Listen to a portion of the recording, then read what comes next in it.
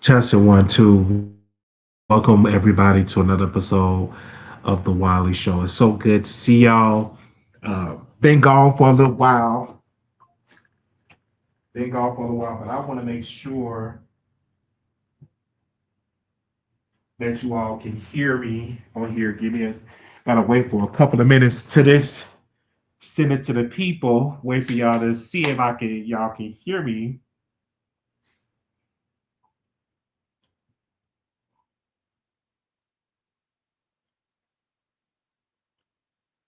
Let me see.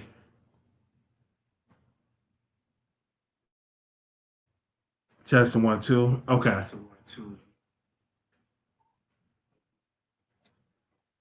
So these past couple of days, I have been dreaming. I want to know, do we have any dream interpreters in the chat? When I tell you I have been um dreaming for about 2 days now, like 2 days now, and I'm going to describe the dream, and I want you all to tell me what do the dream mean. So in the first dream, I saw some people that I used to know in my church or whatever, and we was arguing, and then I quoted a scripture, and I quoted a scripture. I said the first going to be last, and the last going to be first. And then in my second dream, I just literally dreamed this today. I was like literally dreaming this today. I was like drooling in the mouth, dreaming this today. Before I did this episode, I was like preaching. I was like preaching, praying for people. And then I was like, we need to change the time for the service. And like I was like really like preaching and everything, and then praying for someone on the what's the name. So I went to AI, and I asked AI. I said like, what do these dreams mean? And I want to really explain it to y'all. So shout out to Chat GPT. Um, really quickly here. Wow, it was a lot that we was talking today on ChatGPT. I ran through the free program on ChatGPT. So they said dreams are used as a manifestation of your subconscious thoughts. What does that mean? And I was like having a dream. So I asked ChatGPT. I said dreams are preaching. I said I had a dream. I was preaching. What did that mean? And ChatGPT was like, dreams are preaching are powerful, especially for someone like you, Marquise, because you already speak publicly and lead conversation. Here are a few meaning. You're stepping into leadership, preaching the dreams that symbolize authority, influence, being called to guide or to teach others. You already speak to your producers and lead discussions. Your subconscious may be showing you that your voice carries more weight than you realize. I'm like, okay, all right. Two, you feel a spiritual calling. Preaching can represent a deeper spiritual assignment, a need to share truth, a desire to correct or awaken people. If you've been thinking about your purpose, ministry, or impact beyond entertainment, this dream could reflect your inner shift. Marie, some more here. And then it said, you have something to say boldly. Preaching isn't whispering, it's declaring. This could mean you're ready to stand firm on something, you're tired of holding back, you feel passionate about a message that needs to be heard. It's about confidence. Sometimes preaching in the dreams mean that you are finding your confidence, owning your voice. Oh, dang. Wait a minute, what did I do? Becoming comfortable being seen as a leader. Let me ask you something reflective, not minuscule. Just thoughtful. In the dream, did you feel nervous or powerful? What people listening? Did you feel joyful, heavy, or urgent? Those emotions matter more than the act itself. You want to tell me what happened in the dream? I help you break it down. I felt good preaching. I was even praying for someone. Even had ideas of changing the time of service. That's what I told to AI. And then it said that's a very interesting dream and details matter. You didn't just preach, you felt good. You were preaching, you were praying for someone, and you were even thinking about changing the time of service. Let's break that down. Feeling good while preaching, you that usually symbolizes alignment. It suggests you feel natural in a leadership role, speaking life over people energizes you. There's confidence growing inside you. This wasn't anxiety, it was flow. Praying for someone that represent compassion and responsibility. You were just performing, you were interceding. That often symbolized a desire to help people heal, feeding, feeling protective over others, wanting your platform to actually change lives, not just entertain. That's deeper than just thinking. So I was like really just feeding into AI and really feeling into AI. So what is this saying? They said your mind might be processing a situation where you feel overlooked or underestimated about to rise. Someone who's been dominant or first may lose influence. You feel a shift coming on your own. Dreams often use the phrase when you're stepping into a new season where things won't stay the same. Yeah, I was like really dreaming. And it was really like, it was really something. And I was like, let me come on the live. So we was just talking. I'm just really feeding into AI, and I was like, these are the dreams. Now, mind you, these couple of days or whatever, I saw an interview that the young lady, um, that was literally assaulted by R. Kelly, Reshonda, Landfair. She wrote a book, and they said, "Who watching Shorty?" So I was like, "Let me read this book. Let me read this book." So I was like, "Man, okay." I like spending money. I'm like really happy. But I was like, "Oh, Spotify." So Spotify allowed it's under the premium package. So I was like, "Oh, I have on Spotify." So I was reading it. So I got like at least on this book, I have at least about 39 minutes left, and I'm completely like read the whole book. I'm 92% completed. So I'm listening to the book, and she was talking about her and Sparkle, and I'm like, let me listen to this book. So Sparkle definitely is guilty. I'm gonna be honest with you. I must be honest. She had a conversation with her niece, and they were talking about the vagina. Now, mind you, her niece was underage. She was like, "Yeah, you gotta take care of your vagina. You gotta don't you gotta shave it." And some other inappropriate conversations that she was having. Even she even had inappropriate conversations with her niece about who she was dating, um, who she was sleeping with, and she was telling her niece all this stuff. And I'm like, why would you have this conversation with your teenage niece or your child niece? And you're having adult conversations. That's inappropriate. But one in this book that she said that Sparkle told her that why don't you sit on R. Kelly's lap and to ask him to be your goddaddy or godfather. And she says that was like weird or something like that. Like she literally spoon fed her to R. Kelly. So R. Kelly and Sparkle, whatever, they started to have a relationship. They started sleeping around with each other. I'm like, oh, like what? Like she shared that her and R. Kelly slept or sleeping around with each other, and that her niece got jealous. I'm like, okay, now wait a minute. You get jealous because your aunt, which she's grown, sleep with R. Kelly and your child. Anywho, that Sparkle shared that she was intimate with R. Kelly. So R. Kelly started grooming Rashonda, started grooming her, and they start having sex. He would go to our basketball games, and she would talk about how the team would be distracted by R. Kelly and how The opposing team would be distracted by R. Kelly because of his celebrity power and all of that. So that's describing when he would go to her game. Then they were talking about how R. Kelly, hired her father to work at the studio to record music and stuff. Now, mind you, Sparkle would go to the studio, pretty much would supervise her niece with there. And then Sparkle had her first album, it went platinum, but R. Kelly fell out with Sparkle. Now, in the book, Sparkle shared that she was in a relationship with somebody other than R. Kelly.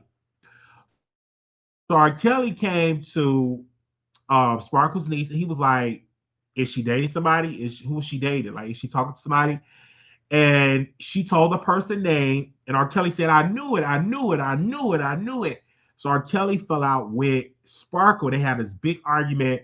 He pretty much let her go or whatever. And her career never really survived. So in his book, he talked about just call me daddy. In the book, like you described, she was talking about how funky he was, smelled like armpits.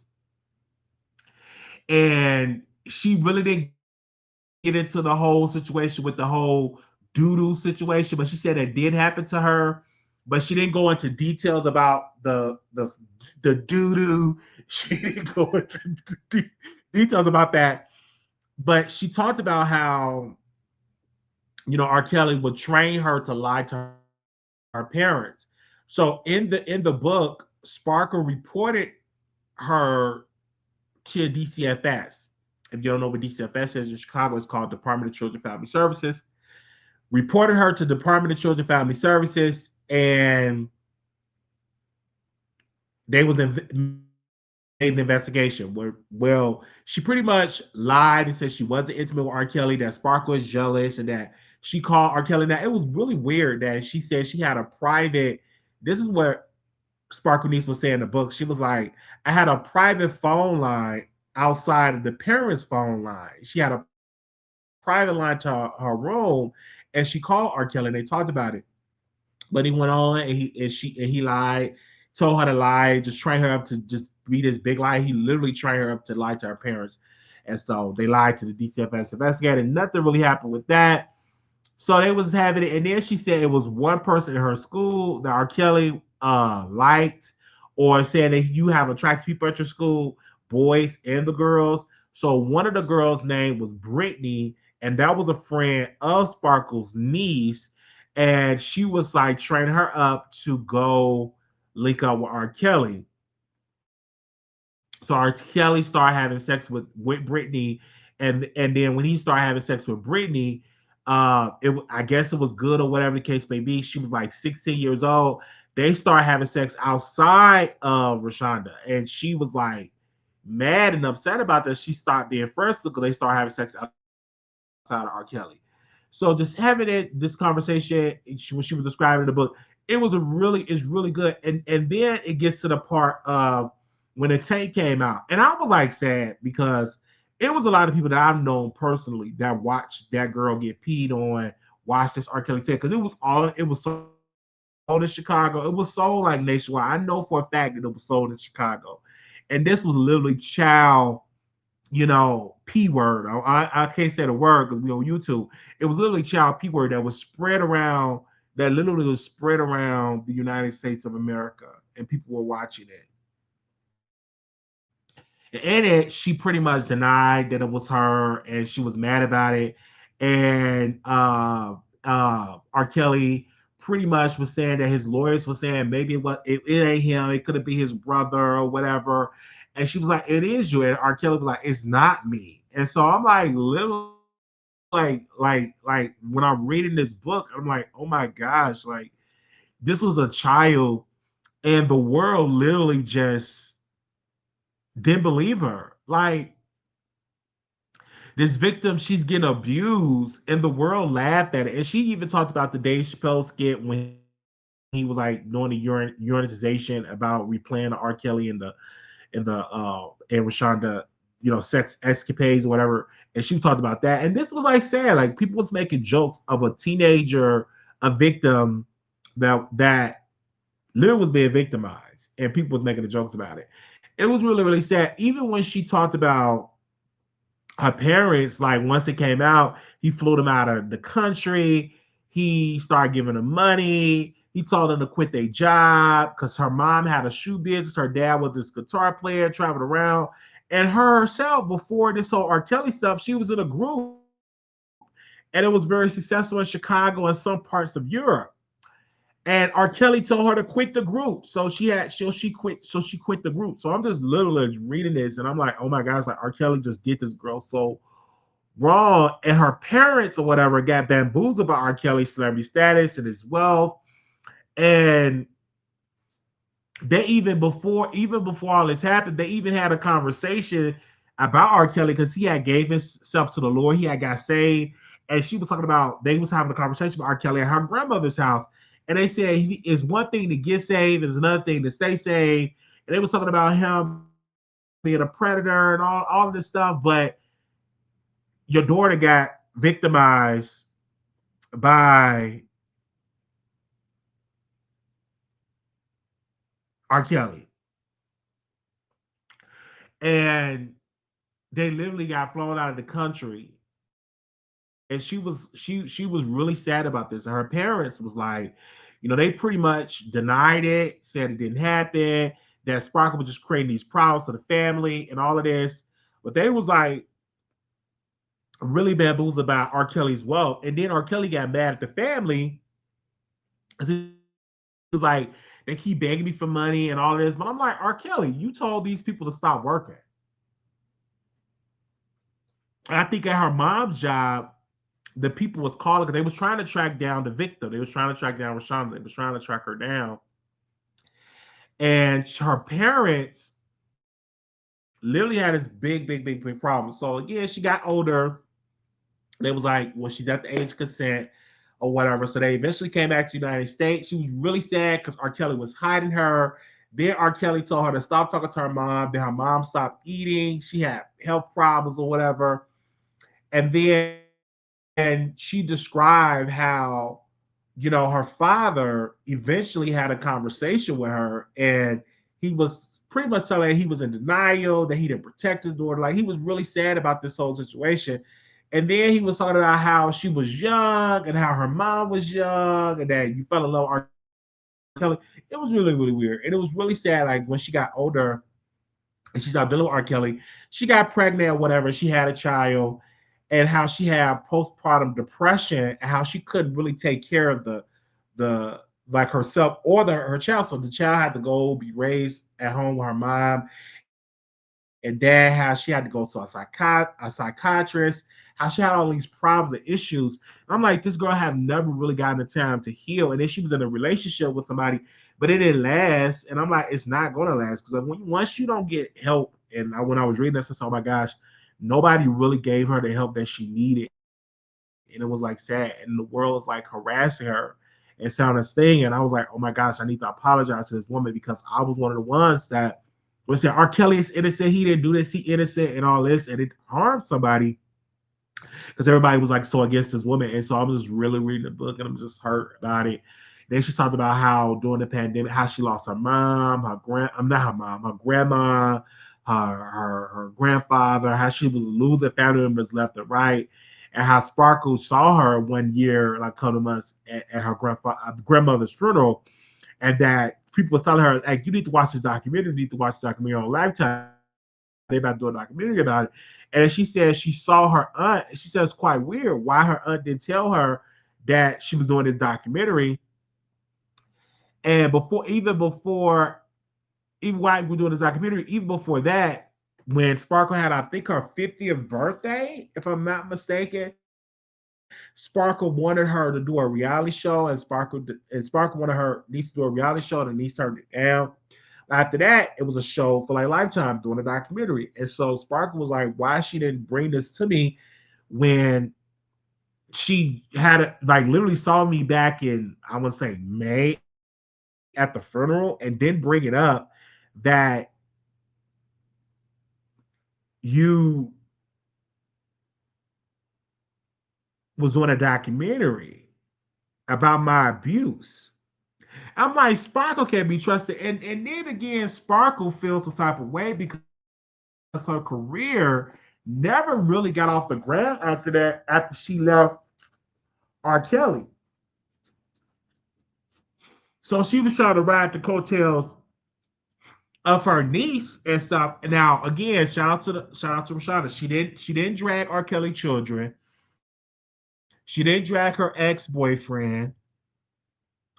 She literally talked about the dog and how the dog, R. Kelly gave her a dog or whatever, then the dog escaped, and they had to find the dog. So she talked about a lot of good stuff in this book. And it was like her story, because so many people had described her, talked about her, but it was like good to hear her side of the story. Now, when it came to that back in 2008, I didn't know that R. Kelly had her in a tour bus in the parking lot while they was doing this whole case about her. And she was talking about how she felt so guilty, not telling the truth back then. But then when the prosecutors picked up the case, they had did this deposition. And then her father was like, well, listen, I just take the reins for the family and for the mom and stuff like that. I represent, I get in there and I tell her what happened or on our part. And they were worried about it because they was worried about R. Kelly, his supporters, his wealth, and all of this. They was worried that would they be able to go to jail because they definitely lied under oath saying nothing happened. So they were. So the father, he died. He passed away. So now it was just up to the mother. So the mother was worried. She didn't really want to cooperate with the testimony. She was pleading the fifth, but they did give them what do they call that? I forgot the term in the court. When they're not going to charge you, what is that called? They didn't charge them. They gave immunity. Yes, immunity. They gave them immunity for her for Sparkle's niece and for the mother. They gave her immunity. They gave them immunity, and so they can able to testify. So just hearing the testimony of her and getting up there and just testifying in the courts, it's really was something. I was like, oh my gosh, like I'm really just having a good time, reading this book. Now mind you, I literally I'm gonna be done with it. It's literally took me 2 days to get done with this book because I'm like, once I'm done with the show, I'm gonna finish up the book. But it was like so good um listening to her voice. And again, it's sad, and I am definitely, definitely, oh my gosh, want people to go and get her book because she needs the financial support, and she needs the support from her uh uh from people. And I think this is a way of a form of her reparations, and I hope that she's better, because she even said in the book that she's still being harassed by R. Kelly fans, by R. Kelly people. It's just like really, really something. She was like saying when she had testified in court that one of R. Kelly friend gave her a very, very nasty look. And I'm like, oh my gosh, this is really something. I'm really praying for her and all the stuff that she had to go through as a woman. Now, mind you, I blame her parents for not protecting her daughter, not protecting her daughter, not protecting their daughter. I blame Sparkle for introducing her to a predator. I literally blame that because it's crazy. It's just it's just sad. It's really, really sad. So when I was reading, I'm like, oh my god, because I didn't even know she was really coming out with a book. And then like a couple of days ago, and I saw it on somebody's page on YouTube, and I'm like, oh, let me read the book. Have anybody else read her book? Have anybody else said, listen, let me get up here and read her book? Have anybody else in the chat read her book and said, listen, let me get up in here and read this girl book? If you haven't, you need to, because it was good.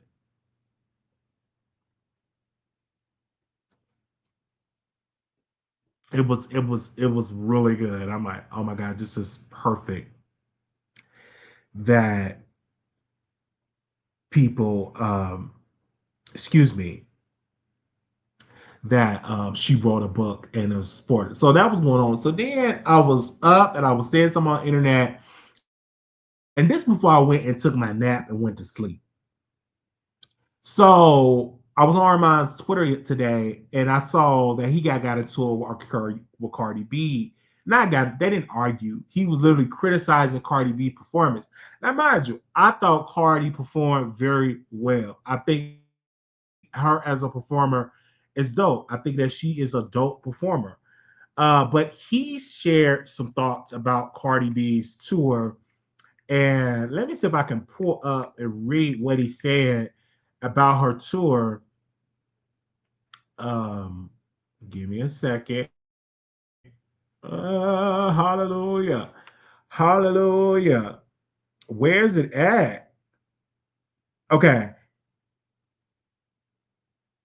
Did she delete it? Okay, no. Argument said this to perform like you rap or rap like you perform, either way, it's really trash. There's no hate, it's the truth. Then he shared some other stuff as well. Let me go to his Instagram because his page got deleted. So I guess they did a mass report and got his page taken down. But these are some of the thoughts he shared. He said Megan, Dolce, Doja, Lotto, Coi Leray, all great female rap performers. Nicki isn't a great performer when she try to adapt. All they have to do is stand there and rap. That is a performance. Let's be clear. None of these girls can do that. And I was like, wait a minute, Armon. Is one person that's missing from what you described, and that's Lil Kim. Can't nobody perform like Lil Kim. And let's just keep that all the way clear when it comes to Lil Kim is a good ass performer. Let's keep it all the way at stack. But he didn't say Lil Kim. They said, was it there? Was there to hate? You never see me post. She's a flop. Her tour won't sell. This is what our mom said. You only ever hear me say she can't rap and she can't perform. That's not to say she doesn't have a bunch of fans that like medium talent, buy the records. I'm just calling the thing a thing. She's one of the least talented female rappers in the world, but one of the highest paid, most successful. It's actually a mind F to me, but kudos to her for being the Kim K of rap without the tape. Then he said the performance is trash, just like the rapping. Keep living for the set design, the clothes. That's all you're ever gonna get. Have a nice day. I'm done arguing. And I'm like, now what about Lil Kim? Lil Kim could perform. Like, what about Lil Kim? You want to remember with the B Hunt? Like, one thing about Lil Kim, Lil Kim could perform. Like, put her on the list too. It wouldn't be none of these girls if it weren't for Lil Kim kicking down the door. Now, in the before, I'm like, I would love to go to Cardi B performance, Cardi B concert, because I think Cardi B is an incredible artist. But you have to understand, I get why Armand is criticizing Cardi. Number one, I feel that he feels some type of way because Cardi pretty much dissed him. And see, when you diss media, when you trash media, they go to their bully pulpit and say, you trash, you ain't all that talented. But there was a time where Armand loved Cardi B. He was good. Kudos for Cardi. But Cardi B didn't reciprocate the same thing in the relationship. This according to Armand Wiggins works. I didn't call Cardi B. I could leave Cardi B a voice note and try to get a confirmation from Cardi. But he said that Cardi B called him and was like, this him, why you trashing me and all that, cussing him out, saying all type of weird stuff.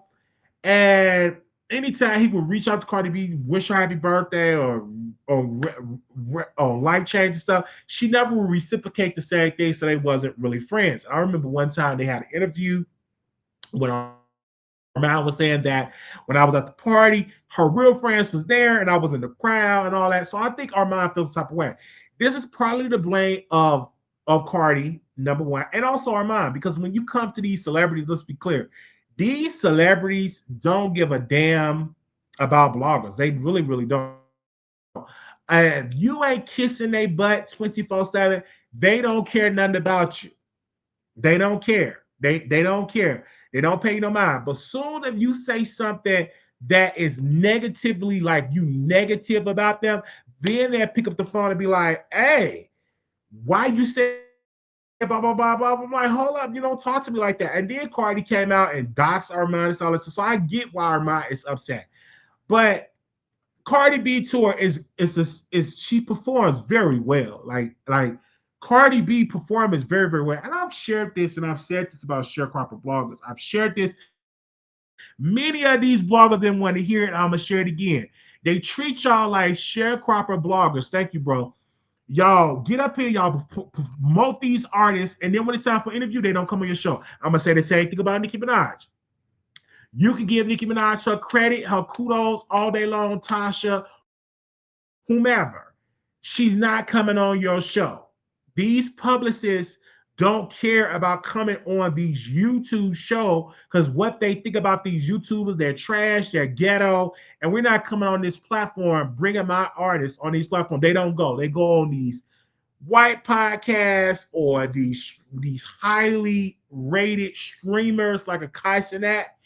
They're not going to come on these platforms like a Tosh K. They're just not going to do it. And it's not going to happen. Just really, really not. Because Nikki looks at it like, listen, I'm not coming on your show because number one, when I was watching your program, you were trashing me. Yeah, you're on my side now, but you was also dogging me. So I'm not going to come on your show. They're just not going to do it, unfortunately. But don't get me wrong, Cardi was wrong how she treated Armon Wiggins, and Armon have every right to come out and trash Cardi. But if Cardi would have never ever showed her hand and diss Armon, I think Armon would be singing a different tone. I don't think he would be criticized at her concert. I think he would get a ticket and go to her concert, but now he don't F with Cardi at all. And one thing I've learned about Armon Wiggins is that if he don't F with you, he don't F with you. And another thing, I'm gonna share this though. And if he see you buddying up to somebody he don't F with, he gonna call you out on it. That's just how he is. And you may not like that, but that's just how he stands for. If he literally see you buddying up to somebody that he don't F with, he's definitely gonna call you out on it. Or not answer your phone calls or be in his feelings about it. That's just how he always stand on that. Not gonna happen. So we judge the Cardi for not rapping people for tickets. She raps like she does a good job. I'm a huge fan of Cardi B. I think like her debut album was better than her follow-up album, but I'm starting to fall in love with her follow-up album. I feel like she's an incredible artist. Is her attitude as a woman could sometimes be negative? Yeah. I did see the tweet that the Homeland Security put out, and I'm gonna tread very lightly because I don't want them knocking on my door trying to deport me. I am a citizen of the United States of America. I was born in this country, but Homeland Security was being messy. Baby, Homeland Security said, "Give me a second." She said something about if they Cardi B threatened, if y'all come here, I'm gonna do something. They said as long as she doesn't drug or rob our agents, we'll consider that an improvement over her past behavior. I'm like, is this the Homeland Security trashing Cardi B? And then Cardi B was like, yeah, what about the Epstein files? Donald Trump was in I don't think he named that Donald Trump was an Epstein file. Oh, wait a minute. Somebody sending me some tea. I'm blocked. Send me a screenshot. Because baby, they got me blocked from everywhere, child. Every block from everywhere. They need to not use, and so I'm like really like listening to all the stuff that they were saying. They said there did be like if they come there, I'm gonna beat up ICE, stuff like that. I'm like listen to all this stuff, and I'm like listen to it. I'm like, this is crazy. We're in a different climate in our political world. This White House is definitely different.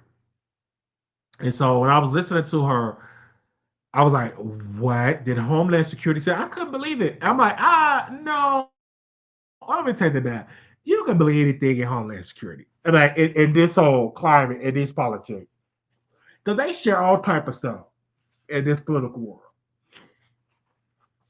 They got Obama and President Obama and Michelle Obama as apes that came from the White House. It's like a lot of racist stuff in the White House. And you know what I'm saying? I voted for Trump or whatever the case may be, and I knew he was a racist. And I voted for him because I like voting for winners, and I knew he was going to win, and so I voted for him. And I went all hands in. I'm like, fuck.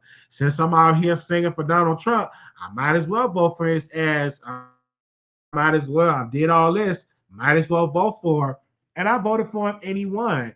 And again, even if I did vote for him, he still would have won. Like, because this country was not going to vote for a woman that only ran for 107 days. And the thing is, they're just not going to do it. I'm sorry. They're just not going to vote for a black woman over a white man. That would have sent shockwave. Just not going to happen. President Obama beat a white woman and became the president of the United States. He won in the primary, he won the general election. They're just not going to put a black woman in there before they put a white woman in there. Okay, I would rarely see that happen, especially in this country, because this country is very, very sexist, whether we want to admit it or not.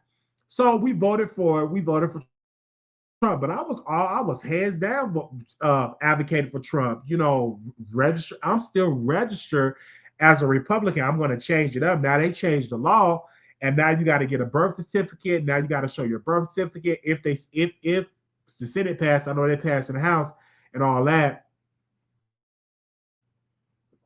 Now you got a birth certificate and stuff like that. So that and it's called the Save America Act.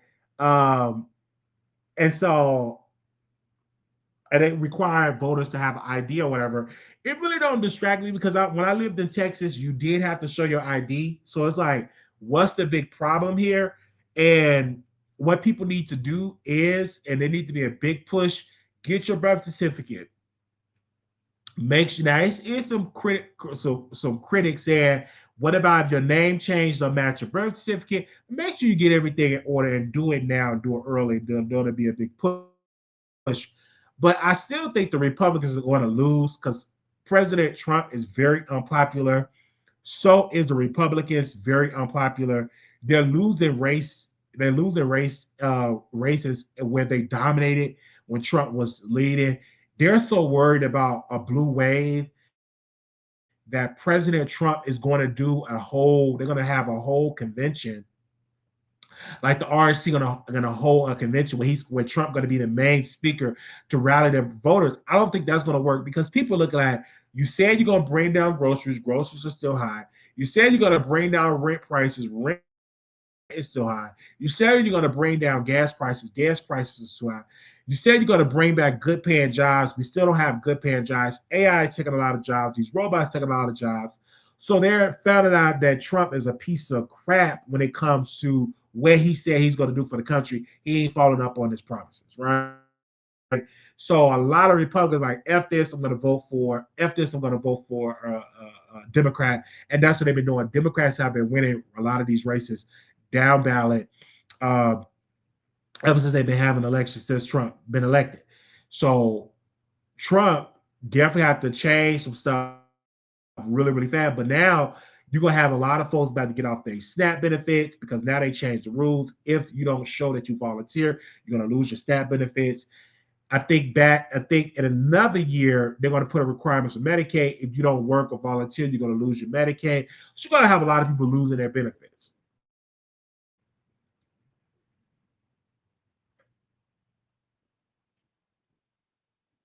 Even Nancy Fowl got him looking dirty. So it's just really, really sad. I'm just looking at all this stuff, but again, I get it and I understand it, but again, um, the way how they treated Cardi, it's like it's nasty. It's really, really nasty. But Cardi, when she was this Armon Wiggins, she literally came out and was very nasty. So she's getting her karma. Very, very nasty. I think he will get his X page back. Somebody did DM me and said, why you ain't talking about when Armon page got taken down? I did bring that up. Wait a minute. What is he saying? Oh, wait a minute. Oh, wait, you didn't get the notification? Let me see what she said.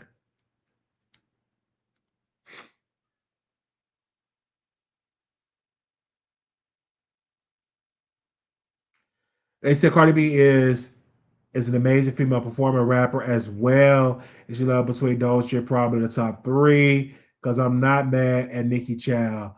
Um, Wait a minute. They said probably the top three best female performer rappers. Because why? And DRMI said, because I'm not mad at Nikki Chow. Let me see what else is going on here. Um, oh, he at Armon. Hey, Armon, what's up? Wait a minute. So Milan Christopher, I guess he's team Cardi. Yeah, he's team Cardi. Oh, let's talk about that with the T.S. Madison thing. Give me a second. I'm going to talk about the DL Whisper. So I was watching the Shade Room, and number one, I'm not mad at the DL Whisper. Let me tell you why I'm not mad at the DL Whisper. Number one, he's catering to his audience. His audience is against DL Man. The problem that I have with the DL Whisper, and I feel like his brand will be stronger, is when he started threatening T.S. Madison. That to me, you lose me. Because I'm like, if you standing up for women, if you standing up for DL Man, coming out against DL Man, don't come out here trying to trash T.S. Madison, going to her house and all that. Keep it on the playground by just criticize her or what you feel about her, tell your jokes, whatever. What messed him up is when you pull up to somebody's house. First of all, that's dangerous. Don't pull up to my house. That's dangerous and all of that. But I'm not mad at him trying to expose DL Man, creating this. And what he's doing, he's not really exposing DL Man. Like he said, oh, hey, this guy is DL. He lives in California. He lives in Connecticut. What he does on his show, he presents a presentation of signs, of stuff, traits of DL Man, and women eats it up, eats it up, eats it up. Now I'm not. Now I think he was wrong. Maybe I think he was wrong for going to T.S. Madison's house. I'm like, you know, she gonna go to the popo. T.S. Madison went to the popo with Michelle A. Kelly and Brown. Of course, they said T.S. came from him. Yeah, but T.S. didn't go to his house. See, T.S. can criticize you, but T.S. didn't go to his house. This man went to T.S. Madison's house and recorded it. You can read somebody's credit report on YouTube, but going to somebody's house, renting them, saying you're gonna harm them, that's not an equal. That's not an equal read. Oh, you read my credit report. Oh, but he was sending out threats to T.S. Madison, and she got her restraining order went further than Armon Wiggins' restraining order. Because on her restraining order, you had to be 500 yards away from her, and you have to be 500 yards away from her, and you can't discuss her or something like that. Literally, and she got it was so bad, she got the temporary restraining order. She got the temporary restraining order. It didn't get denied. She got that. So the courts was like, oh my God, it's like this is something really, really serious that they granted her a temporary restraining order. So obviously it was a good thing.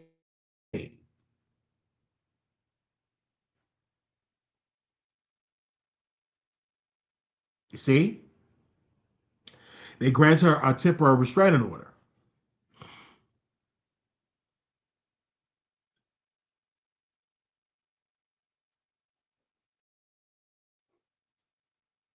They say it's terrible. He showed house numbers, yelling at her neighbors were upset too.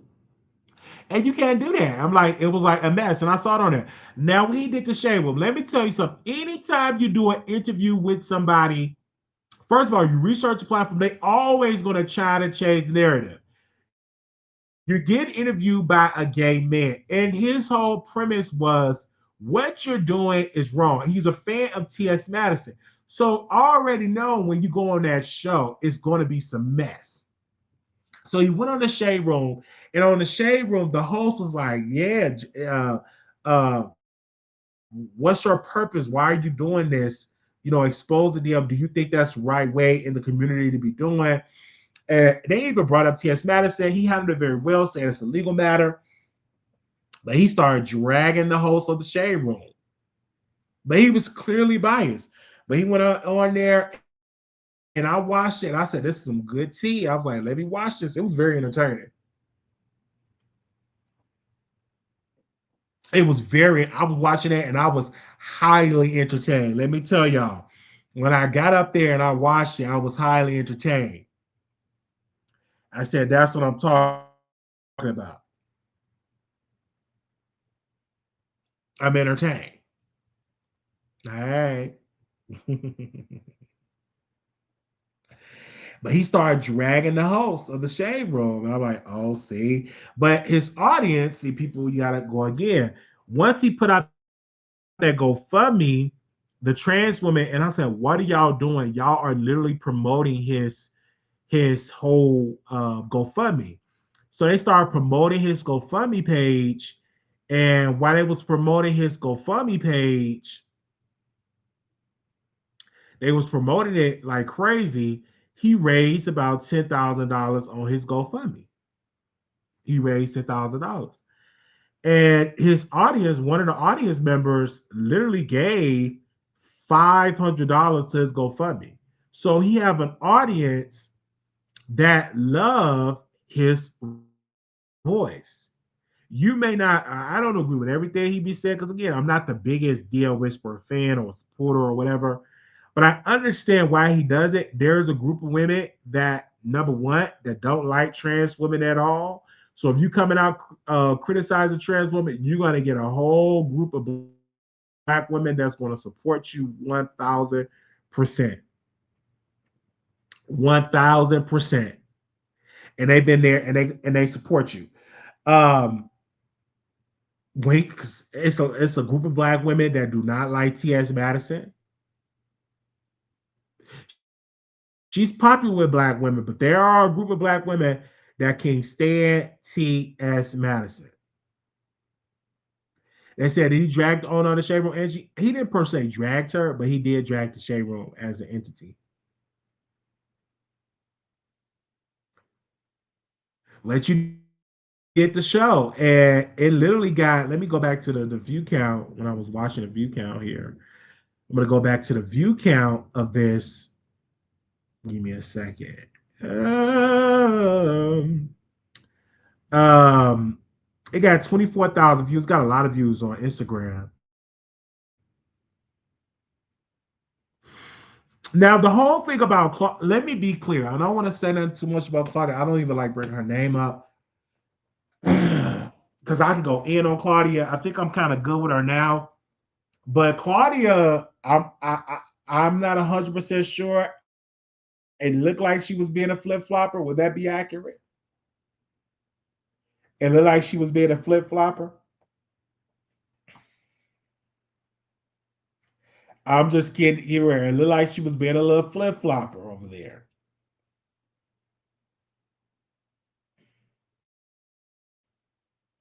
Because I thought she was cool with T.S. Madison, but it looked like she was being a flip flopper. Would that be accurate?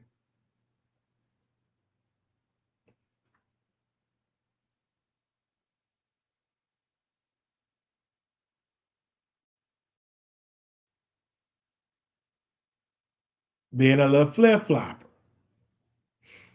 Hmm.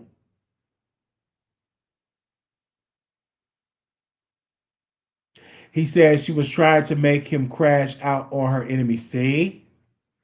Wow. And I open up the phone lines if anybody want to call in because I haven't been live and I miss y'all so much. I miss y'all. I miss y'all so much. And I was watching Chasing Atlanta. I'm not really a big fan of this season. It ain't enough drama for me, child. But next week it look like it's gonna be a fight.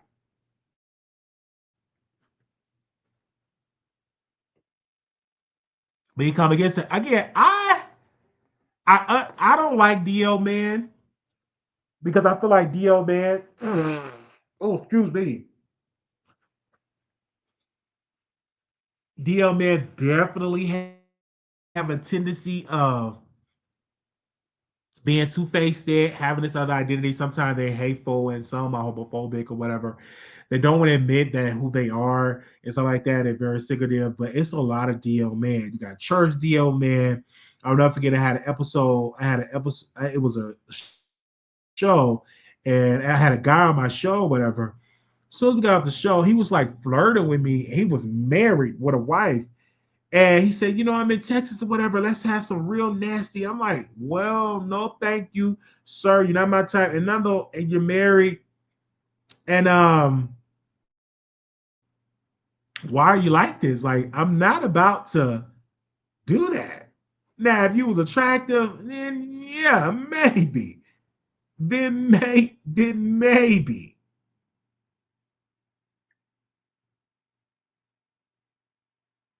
Then maybe. But he was like really something again. I'm like, no, thank you. I'm like, not really. And once I kept ignoring his advances, he moved on.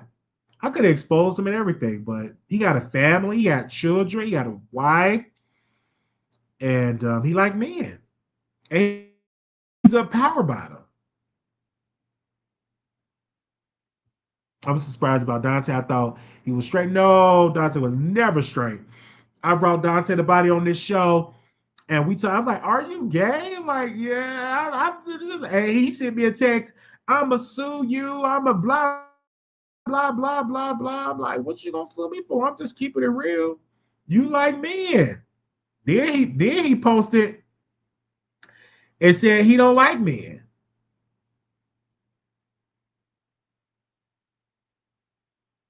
He don't like men. He's not gay. Only man is good for is busting. I'm like, really, dude? You fell in love with a whole porn. You fell in love with a porn star. Crazy. Then before I took my nap, my producer was like, "Hey, you need to watch this interview with Tasha K." Who's that? Dante the Body. You Google Dante the Body, you know what I'm talking about. He's a person. He's a fitness guru, and I brought Dante the Body on the show. Then he said, I want to end my life as some going." And then to find out he was beating this girl. He was beating his wife. I'm like, it's like live in your truth. Live in your truth. Right now, I'm not dealing with men. I'm not dealing with women. I'm literally focused on building my life and getting my life in order. Because you know what I'm saying? But live in your truth.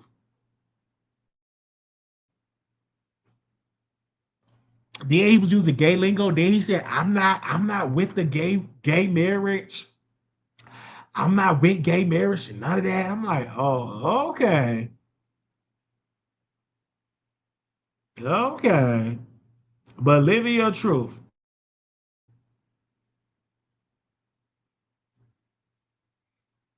Oh, I forgot the other subject we was talking about. What was I about to talk about before I got back into Dante? Let me know in the chat.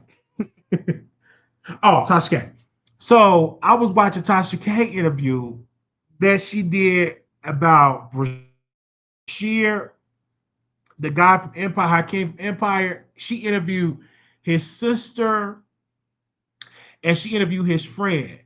Now Tasha K was like, "You need to be, what's Will Smith did Will Smith do?" And the dude was like, "I talked to Bashir. He said Will Smith, he didn't bring up Will Smith. He didn't say Will Smith did it. He said what Bilal was saying was cap." And you have to be very careful because Tasha sit there and she lies on her platform. But what the sister said, he said the man had mental problems before he got into Hollywood. He had mental problems when he was a kid. I'm like, oh, see, that's what's important to interview the family. So he been had mental problems. So it wasn't like he got into Hollywood, got on Empire, just lost his mind. She said he been having mental problems. Then the friend got up there and he was like, listen, like Taraji and some of the cast members, they was trying to help him and get him some mental help. I guess they was going to try to bring Dr. Phil or somebody else to try to help him. And then somebody said, I guess his manager was like, if y'all do this, I'm going to sue. And they bagged off. But clearly, he definitely is. I can't even watch his OnlyFans material. Like when I see his stuff on X, I scroll past it because it's not attractive. He's not hard. He's soft. And it's just not good material. It's like he's forced to do this. Like he really don't want to do this, but he's doing it for a coin. And It's just really sad that people want to be around him because he's famous. So people doing content with him, it's just all around like crazy. But Tasha got interview, and she was like, "Yeah, I was gonna bring him on the show, but somebody got in his head." And the sister was like, "A stranger can get in his head, like he's not well." And the sister didn't even try to drag the brother or really post some exclusive stuff about the brother at all. None of that. Didn't do it at all. Um, she really loved her brother. I believe the mother is probably to blame. But now he's an adult. He don't want to take the medicine. He don't want to do stuff. And when you don't want to do it, you consider yourself continue to be in the same particular predicament where you're just being treated bad or you're not being treated good. Now they say he's in Africa. I'm like, what is he doing in Africa? Boy, just pray for this guy. Really, really pray for him, y'all.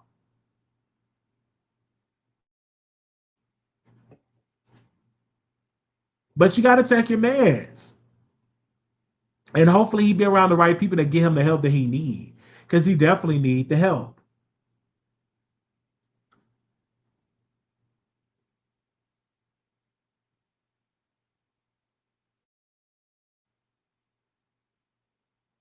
Definitely do.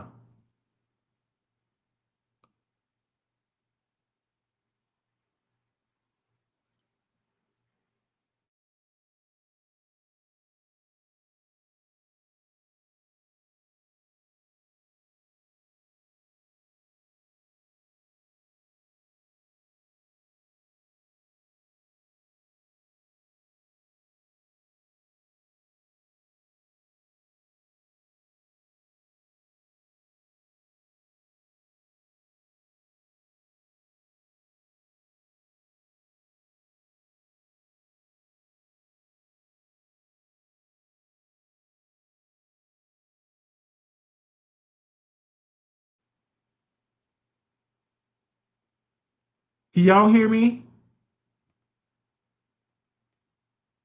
Let me know if y'all can hear me.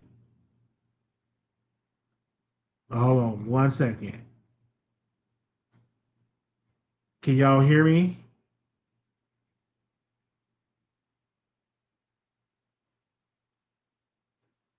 Because the internet, see, that's all. Oh, it did pretty good today. It did pretty good today. Let's see, he's talking about his sexuality. He's not. I don't believe that the dude is gay. I believe he's gay for pay. I'm just being real. I believe Yas the Great. I believe he's mentally ill. I believe he's gay for pay. He's not really into these gay escapades because he don't be into it. Like the man be on salt. Did y'all watch this material?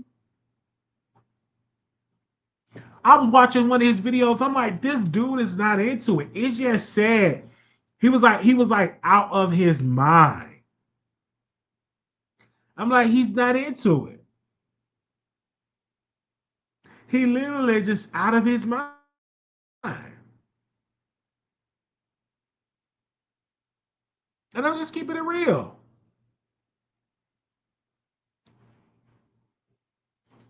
Like, no, I'm like, he's just not into it. I'm really not going to get too deep into his sexuality. He may be gay, right? But the man is ill. If you watch his material, I watch and I just say, this is sad. Like, he just not well at all. Not well at all. Because when I was saying, it just said, like, people just get around him.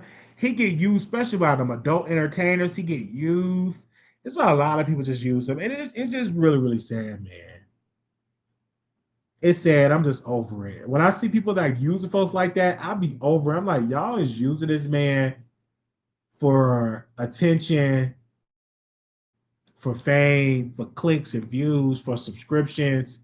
It's sad, but he does look kind of some out of his mind. And his sister told him like, "I'm only acting. I'm not really into it. I'm only acting." I'm like, "You need help."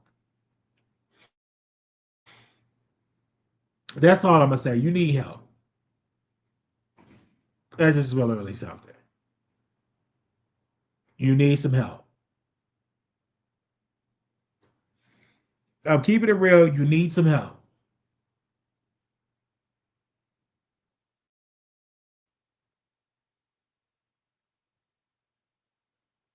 Oh gosh. All right, then let me put the number on the screen if anybody want to call in. Wow, we've been here for a whole hour. I miss y'all so much. I didn't know we've been here for a whole hour. Is this the number? Because sometimes I don't be. I think this is the number. You could have made millions marketer. Yeah, if he marketed right. But when you're not in your right man, you can't market stuff right. First of all, you got to get your mind in order. He definitely don't have his mind. It's sad. Make sure y'all get the likes up, get the likes up, chat, get the likes up, get the likes up. Don't just come over here and watch you being nosy. Get the likes up. Thank you. I miss you too. I know y'all miss me. They said what happened. So y'all pray for Storm. Pray for him. He just lost somebody, and a very close friend of his. Y'all pray for that man. Pray for him. That's all I'm gonna say. He needs your prayers.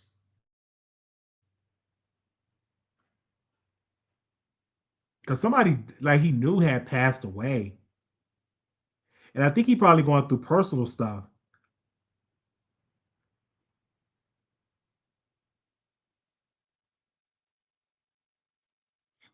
That's what I'm saying.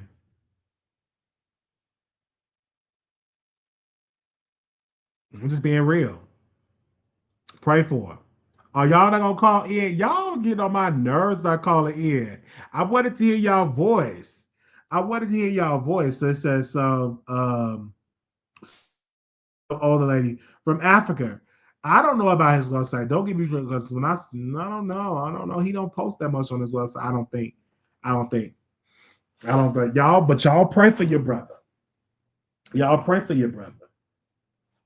They said you eating this late. Y'all pray for him. Oh, excuse me. I'm gonna say again, pray for your brother.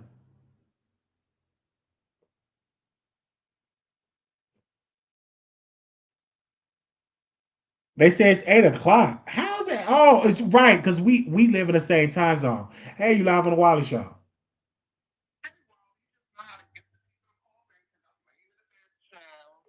Not you laying in the bed. But I do want to say this to the deal with her.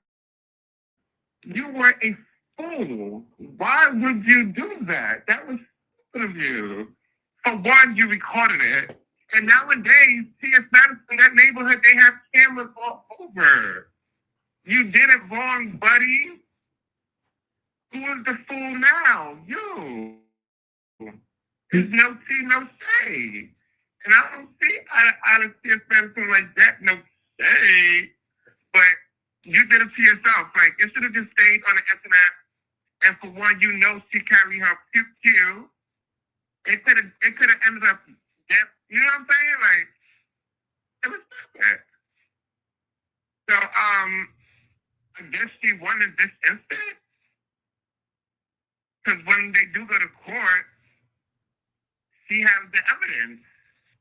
And you on live threatening her. Like he did it wrong. Like he took it. So she had the upper hand. So a win is a win, right? I went as well. Like she threatened her. It was so bad because usually they deny temporary restraining orders. Like it gets denied. Yeah, but she had the proof. Like She has strong evidence because he threatened her online. Then he pulled up to her house. So yeah. And when he did drove around 2 to 3 times, and then I'm like, look at that fool. Now knowing that she packing, I'm like, I'm not the biggest T.S. Madison fan, but I'm not gonna pull up to nobody's house. It's just that's just not me. I'm not gonna do it. I'm not gonna pull up to no Zeus event.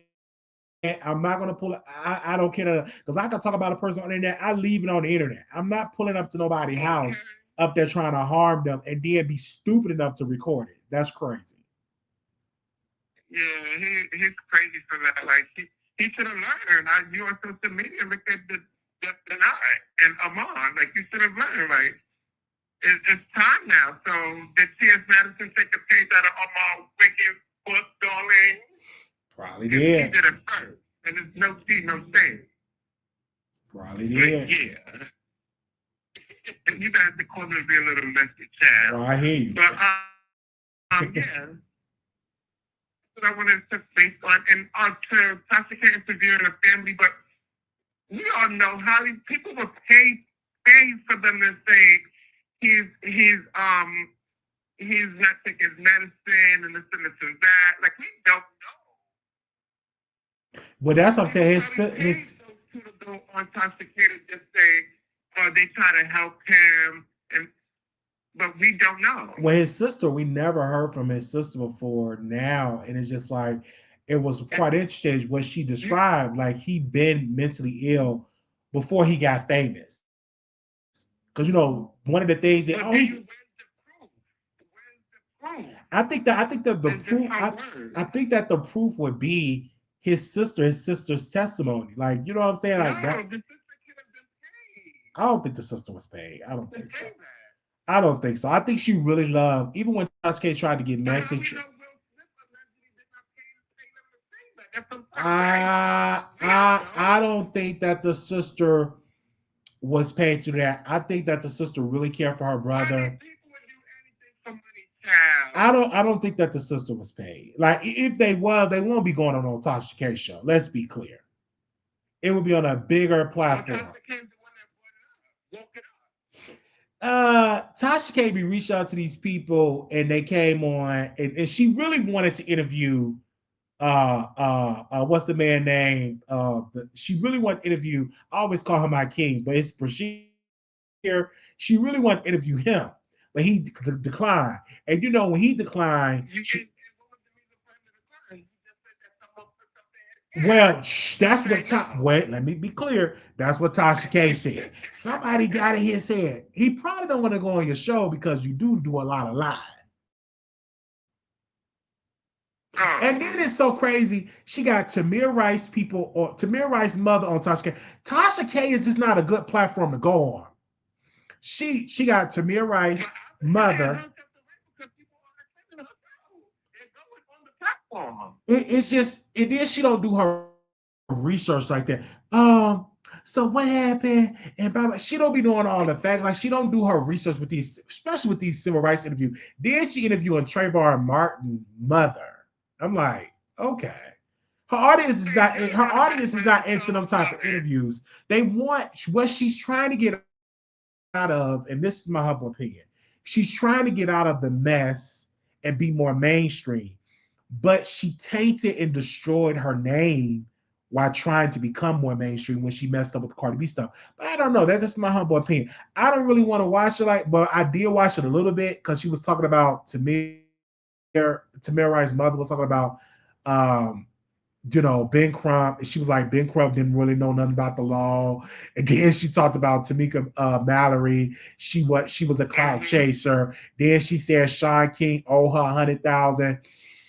I'm like, okay, Tamir Rice's mother was just really spilling the tea in the interview. But Tasha K don't really be knowing. Like, if you really did your research about Tamir Rice's mother, you would know like that she did that, and you could ask some more juicier question. But Tasha K don't do her research like that. She even interviewed Michelle Brown. That's crazy too. The Michelle Italian Brown. Let me tell you why that's crazy. Because number one, you brought Funny That Diva on your show to trash Michelle Italian Brown, and Michelle. Why would you go on Tasha K's show like that? That's crazy. Unless she paying you, unless she give you a cute coin, I would not go on your show if you allow a man to just drag me for. Who knows? We shall see it. So like, I see how this interview gonna go because Tasha K interviews ain't been hitting like that. Like it's something that's missing. I'm gonna see how it is about the interview. I'm gonna watch it. Yeah, Michelle always be in some good places though. Yeah. A lot of people underestimate Michelle Taylor Brown, but she's been in the business for decades now. Mm-hmm. And I like her. You And know what I'm don't you saying? think didn't mention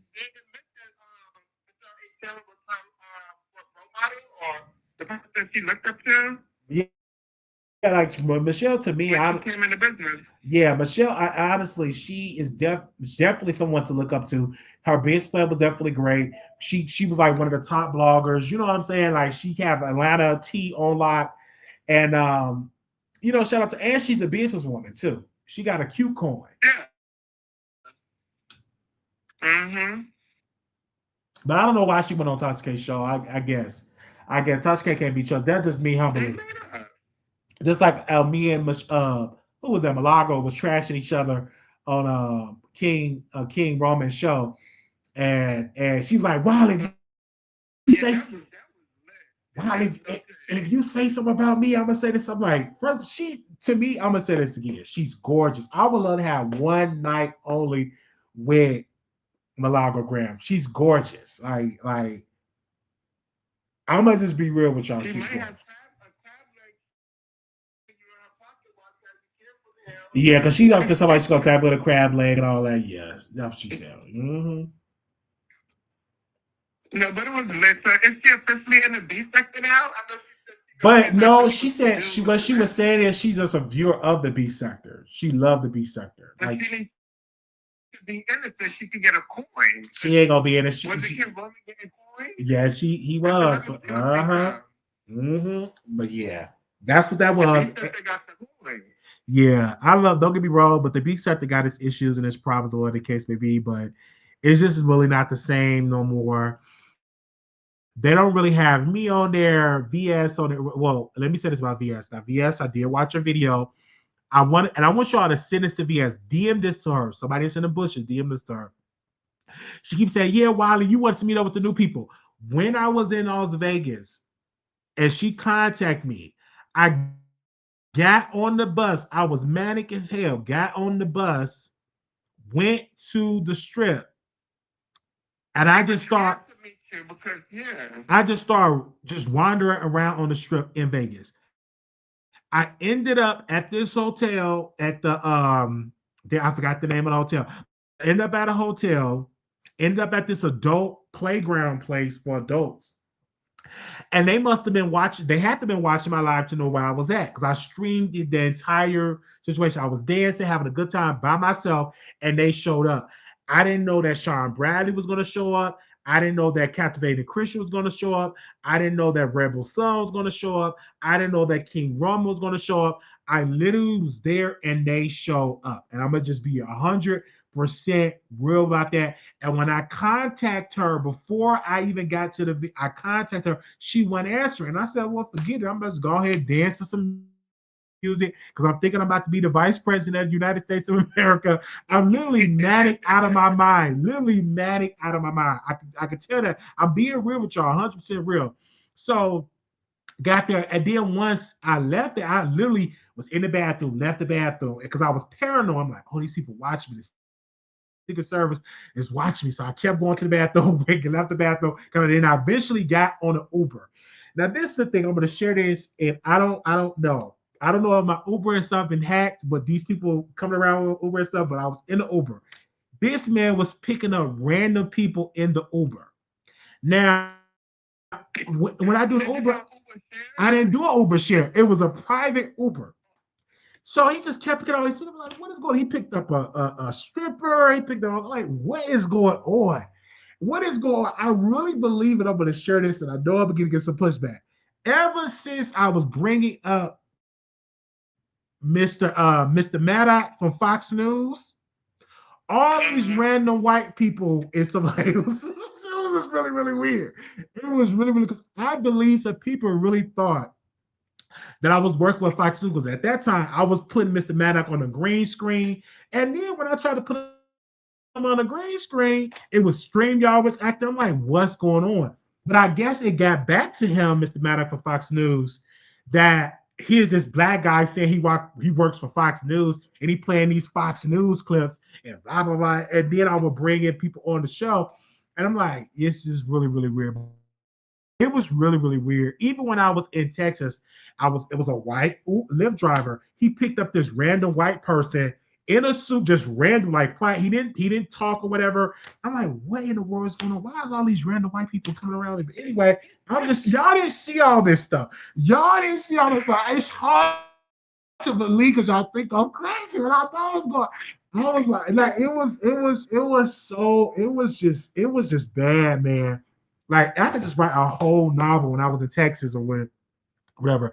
And this is before I got to Vegas. In Tech, it was just really, really bad.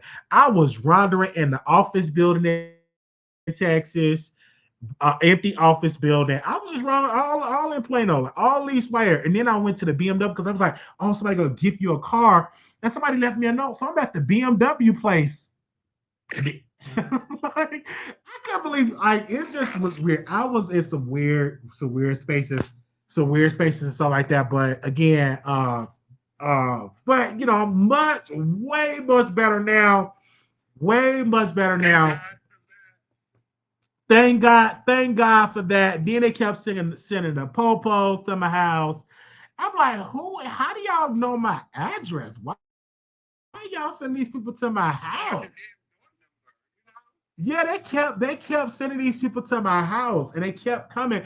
Even when I was on camera, the Dallas police came. I remember I, that time, yeah. I was on live stream. Then the next day, the police came again. Are you eating? Are you okay? I'm like, who's keep calling the police? It was really the police was laughing. It was funny, but I'm so glad I'm in a better headspace now.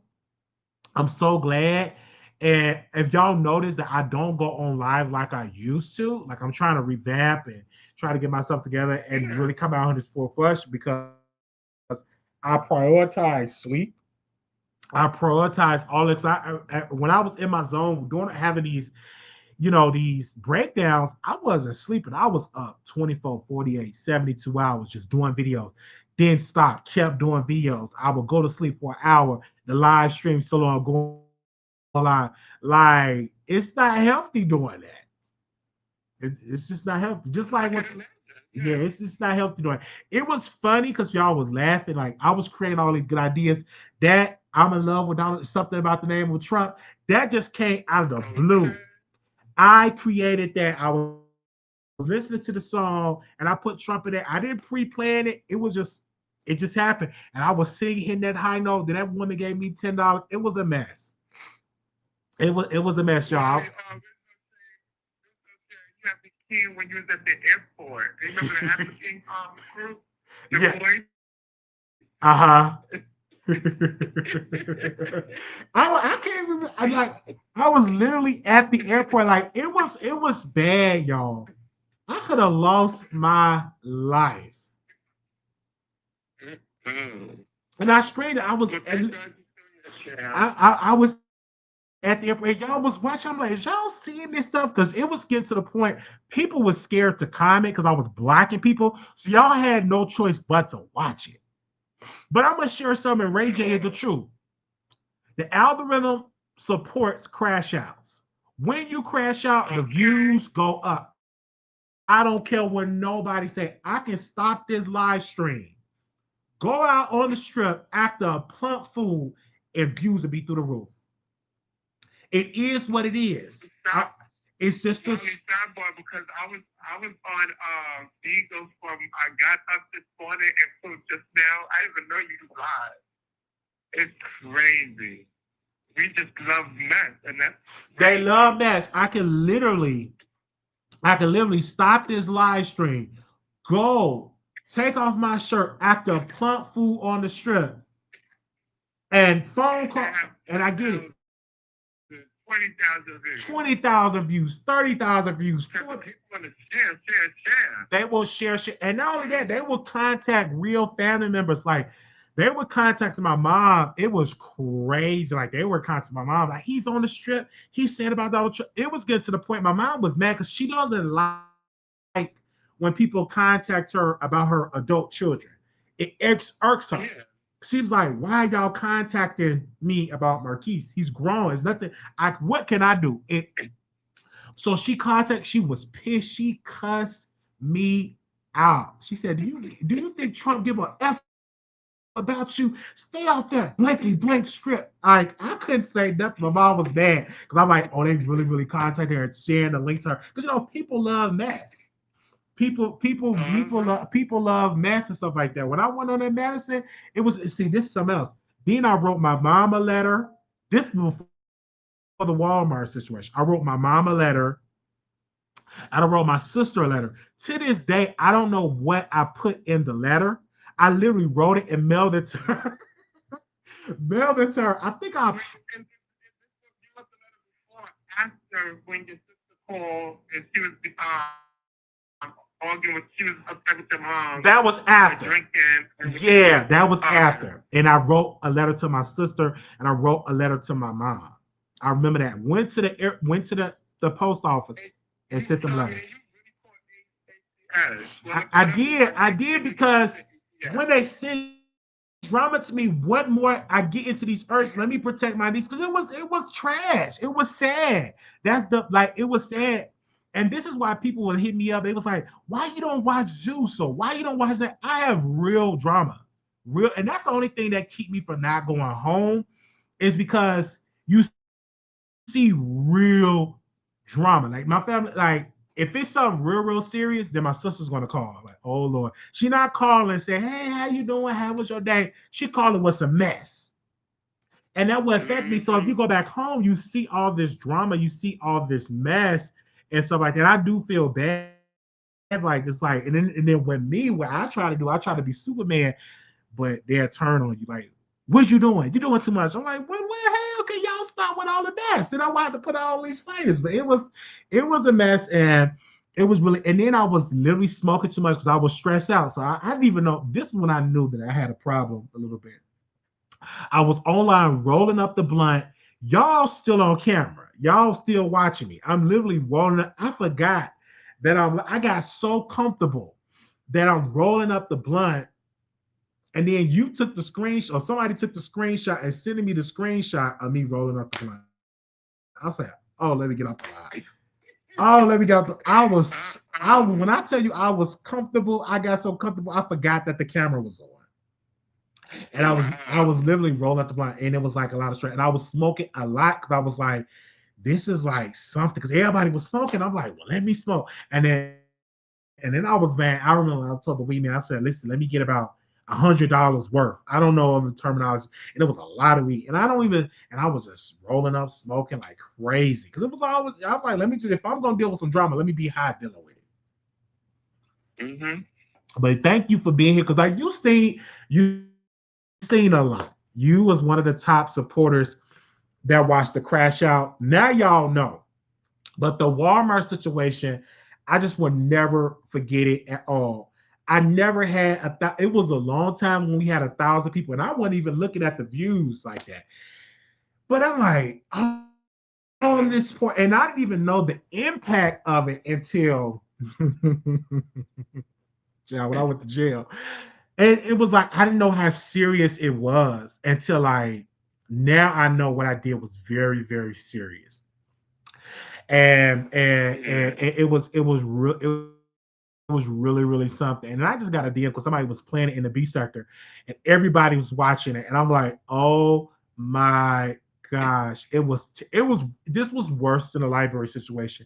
The library situation would have been worse if y'all would have seen it all. And I still would love to see all the footage of the library situation. But the library situation, y'all just saw like a little snippet of, but the Walmart situation, y'all saw it from like the beginning, middle, and end. But it's just really, really sad. I feel embarrassed about it. I can laugh about it now a little bit. I still haven't watched it in its entirety. I will watch it in its entirety one day and really do like a full breakdown and talk about it and stuff like that. But it was really, really embarrassing. I don't even shop at Walmart anymore. I shop at Target. Let me tell you, it gets so bad. I don't even shop at Walmart. And it's no shade. Target is not even online. I don't shop. When I see a Walmart, I cringe up. I ignore the Walmart. I go right to Target. There's no shade. And Target is better than Walmart. No shade. Target is way better than Walmart. So I don't even go to Walmart. Okay, I don't even go because I have a thing like if I go, maybe they'll call the cops and be like, "Is that the guy for the Walmart situation?" I don't even go. They said I knew it was serious when the helicopter came out. I didn't even know the helicopter was there. I'm like, oh my god, did I really do this? And then when I go for jobs and they see that on my record, they get scared. But I know I'm like, what? I'm like, so I don't have no choice but to go online. I'm trying to leave YouTube, get into the workforce. And I guess I was in denial a little bit. Like, I'm like, oh, did the word get in denial? I'm like, okay. And this year is almost up. Eventually, we'll be in 2027. So I just can't wait to get that off my record. And so we can just move on with our life. And we're still going to move on regardless. But it was like something like everybody seen it, my family seen it. And I don't even want to go back home because I know my family ignorant. They'll bring it up. And I'm like, oh my gosh, I don't want to y'all bring it up, but it was really, really, really embarrassing and stuff like that. But I want people, if you have seen that and understand it, like be like to the people that's watching, then I'm gonna go to the next caller. It's like mental illness is real and it's very important to stay on the medication. And I stay on it a lot to the point that I don't even go on live. Like I don't feel like it. I'm too sleepy and stuff on the live and stuff like that. I know y'all be missing me, but do y'all want me to crash out and go live and be funny? It's entertaining, but it's hard to turn it off. It's hard to turn it off. And I had crash out moments at jobs, not none like really, really serious. I was going off on coworkers and stuff like that. So I know I've always had a problem once you don't take the medicine. And the Walmart was just a serious problem. I don't never do that again. Like, oh my gosh, absolutely not. And people are gonna talk about that forever. That's gonna live on once I'm gone. It's gonna live on forever, unfortunately. Yeah, because you see, they was using the library and the tail, all that nonsense. They So, use the and it's library. what it is. But I do want to say this before I hang up. The stuff that you're doing now, the stuff that you're taking out is working. It's working. So stay focused and keep doing your thing. We're always going to be here no matter what. So Yes. So yeah, they even if we're in the bushes, we're still here. well, I'm not boycott. I'm not boycotting Target. That's why I can shop there. I'm sorry, I'm not boycotting Target. I was just at Target yesterday. I had to go get me some snacks and Okay. had to give me some more Vaseline because I gets it in not with people. I wash my okay. I'm just keeping. I had to give me a whole thing of that because I use. I'm like, dang, all my Vaseline is gone because I'm mad my business. I'm messing up. So yeah, I be right up at Target. I was just at Target yesterday, and don't get me wrong. Okay. Don't get me wrong. I know y'all protesting and stuff like that. Go ahead, but I'm not. I'm like, what's the thing? Like, if you protest at Target to shop at Walmart, you still shopping with racists. So it don't make no effing sense. I'm not shopping at Target. You know Walmart is racist. They don't even pay their people fairly. Let's be clear. It don't make sense. If you say, well, I'm not gonna go to Walmart, or Target, I'm gonna go. All of these corporations But where's the black owned? go. Okay, where's the major black owned outlets?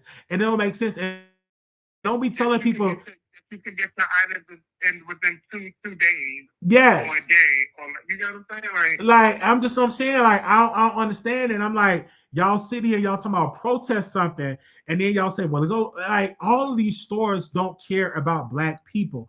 At before, and this is me being real, before Jim Crow, during Jim Crow, black people had their own business. Black people had their own business, had their own stores, had all that. Once we were able to go and integrate, black people abandoned those black institutions until we start prioritizing blackness and prioritizing black businesses, then we're gonna always struggle. We're gonna always look at it like, no, we have to go back and invest in our black institutions. And black institutions must invest in their business so it can compete with a Walmart and a Target and everything like that.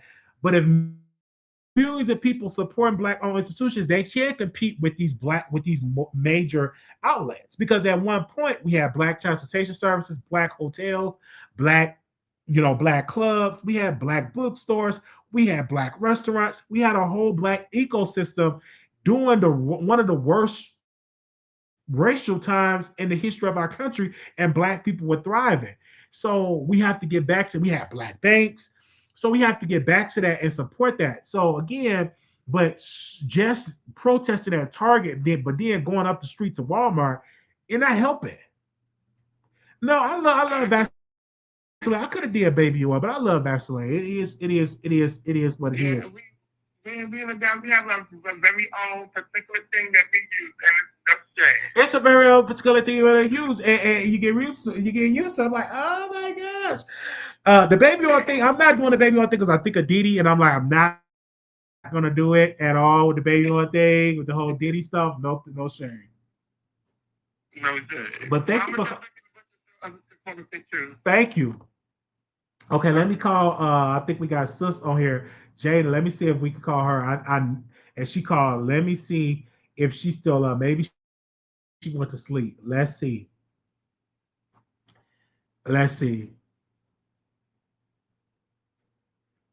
Hopefully y'all able to hear the callers. I didn't put it in the system so y'all hear it better. But let's see. I'm just saying maybe she went to sleep. Because when we hello. Oh, because when I get icon, I get to get to talking and talking and talking. But anyhow, but yeah, but it's definitely working. I want to say, oh, wait a minute. What did I do? Let me go to this.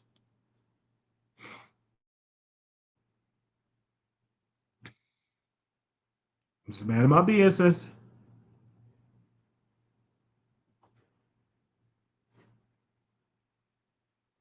And I did watch the Super Bowl, but let me tell y'all something about the Super Bowl, the halftime. I didn't understand a word Bad Baby was saying, but I like Bad Baby because he's a wrestling fan. But people were mad. Oh, he performing. I'm like, they have a right to identify, but let's not act like Puerto Ricans are not racist. But they have a right. They going through their moment. They perform. They have their identity. They get shipped off or banned or kicked out of the country and all that. So, oh, did I say Bad Baby or Bad Bunny? What did I say? Bad Bunny. Okay. Did I say Bad Baby? If it's Bad Bunny. And then Bad Bunny like men. So I'm like, I didn't understand a word he was saying. I didn't. I'd rather watch Chris Brown, but I watched it. I didn't understand a word he was saying. But the whole quality of the set was good. I didn't understand a word he was saying. I wish I would apply for a job to be a Bush. I wish I would apply for a job to be a Bush. But it is what it is. But wait a minute. Did y'all hear T.I. song? Did y'all hear T.I. song? I'm like, go ahead, Ti and Juvenile. Like, I'm like, go ahead, Ti is back. Usually, it's hard to get a hit once you reach a certain age in rap, but it's dope. Make sure y'all play Ti song. Play it real quick. I'm like, go ahead, Ti, go ahead. I love Ti.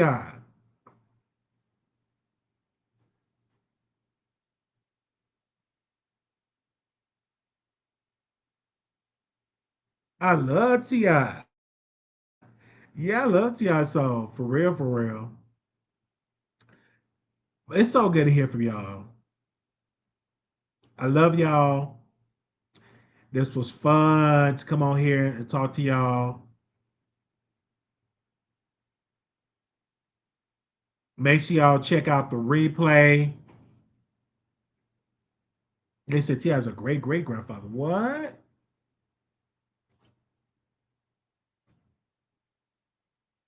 Yeah, we love Ti.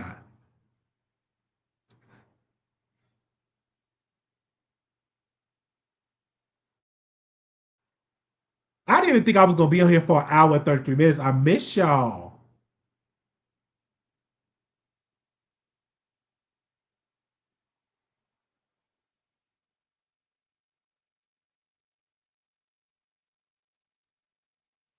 I need y'all to like the video. How we doing with the likes, moderator?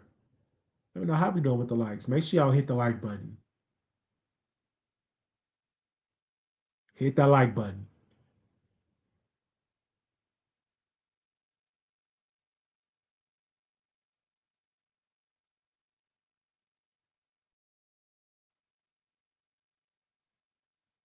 If you can, hit the like button.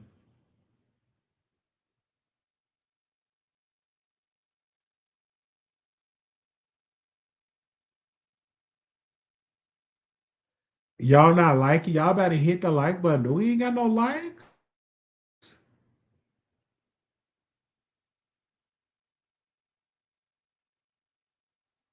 Hit the like button. Hello? Are you still Yeah, I'm still on. on? Hey Wiley, how you doing? I'm going all right. How you? Can you hear me? I can hear you now. It look like you was moving around. It's kind of the phone breaking up. Can you hear me? I can hear you. Can you hear me? Okay. Yeah, I can hear you now. Okay. I kind of caught some of it. Did we talk about the DL Whisper already or no? Yeah, you go ahead and tell us your thoughts about the Whisper. Okay. So I only have two things to say. One about the DL Whisper and then Armon. Um, I think a lot of people get confused with the DL Whisper content. I mean, it really all stems from him not wanting to go on T.S. Madison's show, and it kind of grew legs from there. And they started beefing. You know, T.S. put a whole bag on that man's head. That was the reason why he went by there. But and I think a lot of people think like his audience like hyped him up to go to T.S. Madison House, and that was not the case. Everybody was telling him he shouldn't have done that. He was even going off on his audience for telling him he shouldn't have went by T.S. Madison House. But he said, I thought about this. I knew how far to take it without everything else. Now, at first, I was definitely, you know, I be talking to people behind the scenes, actually like talking to them or whatever. It was. I felt like the only reason why that restraining order went the way that it did because I feel like it was getting too dark when he was talking about he wanted to like delete, you know, transgender women, and I was like, oh, okay, it's getting a little bit too dark. But I understood where he was coming from because TS did put a bag on his head. That was a very known. That is very true. In Atlanta, I mean, it wasn't like a lot of money, but if you're a regular person, somebody put a couple of thousand to beat you up and record it, like I feel like anybody would go for it. But his content is not to like really out people. It's just a place where he just exposed like characteristic of a DO man and all of that gas there. So I feel like he's not the only content creator that posts content like that. I just don't understand why his voice is the strongest or why his voice is the most noticeable one out of everybody that does that content. As far as like Armon goes, I feel like he's being biased with Cardi B. I'm not gonna lie, the concert was a little crazy, but I mean, you can tell she hasn't been really practicing. But overall, for her first concert, I feel like she was good. It was cool. I wouldn't spend my money to go see it, but I don't think it was like that bad as how he made it seem. And then the whole Bia whack, the whole Bia response, talking about Stephon Diggs and his being baby mama, that's tired. We all know that boy got a million baby mama. She knows that too. So it would have just hit better if she was just talking about Cardi B directly. So it's like, Bia, you missed the mark yet again. It's like Cardi B literally killed your career with that song because now when you try to put out music, nobody's gonna take you seriously due to that record itself. But yeah, I feel like he's being biased about a lot of things, and I do feel like it's coming from a place of what he felt like Cardi did to him, so he's just kind of spewing out whatever just kind of falls from his behind. But That's all I have to say. Yeah, I think like with Cardi, I think that Cardi B is an incredible artist. I think that as any artist, look him. I think she's up there as a performer.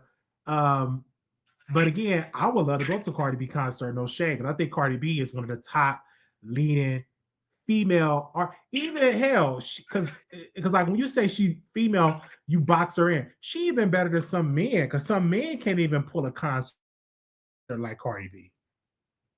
Yeah. I mean, on Twitter, I'm not really sure if that's true or not, but I seen on Twitter they was looking for teeth fillers, and they were saying they're okay. So I don't know if that's true or not. I know she was giving out free tickets. I know here where I'm located at, I know the radio station, they're giving out tickets. I also know somebody else that's like raffling off like Cardi B tickets. Like I think they're not really sold out here like I thought because, you know, we kind of close to Mexico and we have the valley out here. You know, there's San Antonio and all that. So I just kind of assumed that it would kind of like fell out. You know what I mean? And you gotta say that too. Then it was People like, ain't really well, got the everybody money like stopped saying that. she's black. A lot Like of people. now, I hope people stop saying that Cardi B is black. They